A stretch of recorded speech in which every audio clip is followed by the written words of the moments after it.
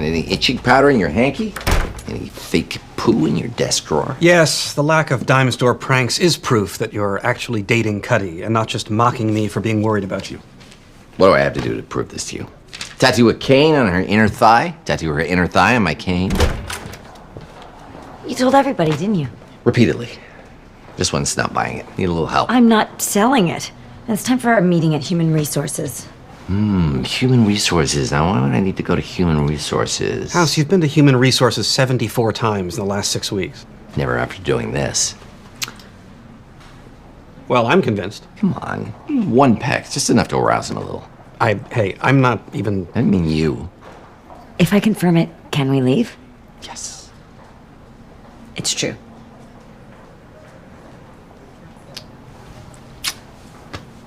I've been more passionate with my great aunt. Mabel? Up high.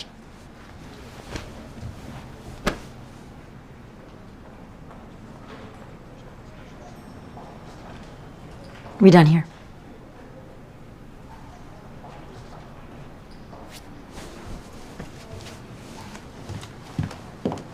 She didn't even ask me to cough. I think you straightened out my limp a little. Now, how would you describe the exact nature of the relationship?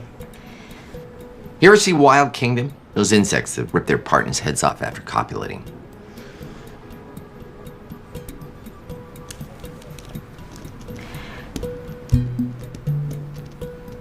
It's a sexual relationship.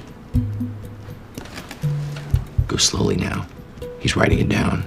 I believe that I can still supervise Dr. House effectively, but we both want to follow hospital policy to the letter. Our concern is to make sure that there's no conflict of interest, no liability for the hospital. You think we're gonna sue if things go south? Let me tell you, she actually does go south. House? Let him talk.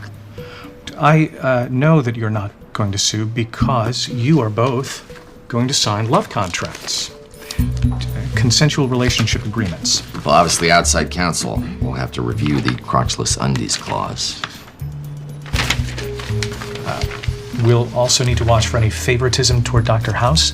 Does that mean she has to sleep with everyone? I promise not to give him a raise or a promotion of any kind. There's gotta be a joke there about keeping up with inflation. Or bias against him. Are there any supervisory issues with Dr. House's current caseload? Nope. Current case is solved. This patient has long QT. Gonna scare her into cardiac arrest to confirm. No, we're not. Okay, no, we're not. See, everything's under control.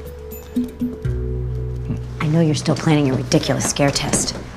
The patient is nowhere near sick enough to justify the risk. An angiogram and an EP study are much safer and very effective. Fair point. Not doing the scare test. I'd invite you to watch me not doing the tests, but having not done it many times before, trust me, it's pretty not interesting.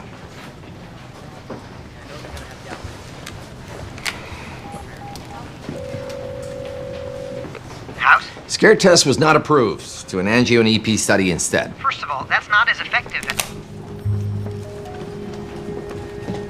How come you're not doing the more specialized test? This test is virtually just as effective. And Dr. House puts a premium on patient safety. But frequently changes his mind. Hugo, give him a break. I'm fine. You should go to the bathroom before we go. We've been hydrating you for quite a while. I don't have to pee. Once we start the test, you won't be able to move for at least an hour. I really don't have to pee. How much fluid have we given her? 2.5 liters. When's the last time you went to the bathroom? Last night, I guess. What does that mean? Your daughter's kidneys seem to be failing.